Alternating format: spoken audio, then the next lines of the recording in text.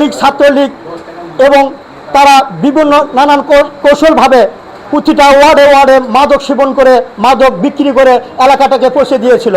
সেই ধারাবাহিকতায় আজকে আমরা এখানে একত্র হওয়া লাগছে এটা মুক্ত করার জন্য। যারা মুক্ত করতে যাচ্ছি আমরা কিছু বাদী লোক তাদের প্রতিহিংসার শিকার হচ্ছি।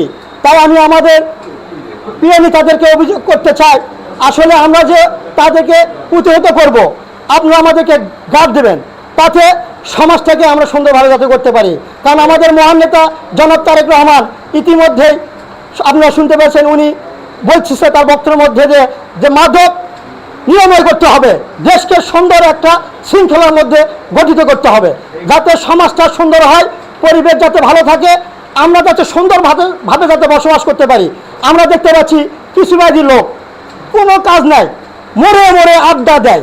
দেখা যায় যে 10টার পরে তারা এখানে আড্ডা দেয়। কেন দেয়, কী কারণে দেয়? আমাদের ইউপি সদস্য আছে, প্রতিটা ওয়ার্ডের নেতাকর্মীরা আছে, তারা যদি আমরা একত্র পোষণ করে সবাই যদি একত্রভাবে হাতে হাত মিলে থাকি, তো প্রতিটা ওয়ার্ডে কিছু বাদী লোক 10-12 জন লোক এই মাদক সেবন করে, মাদক বিক্রি করে। আমরা কিন্তু প্রতিটা ওয়ার্ডে দেখা যায় একটা ওয়ার্ডে 1800-1700 ভোটার, এক গ্রামে আমরা প্রায় বসবাস করি 5000 লোক। তাহলে এই 10 জন 20 জন লোক আমাদের কিছু করতে পারবে না। যদি একতা পোষণ করে তাদেরকে আমরা রুখে দেওয়ার চেষ্টা করি, তো আমাদের মনে হয় তারা জলের সাথে ভেসে যাবে ইনশাআল্লাহ।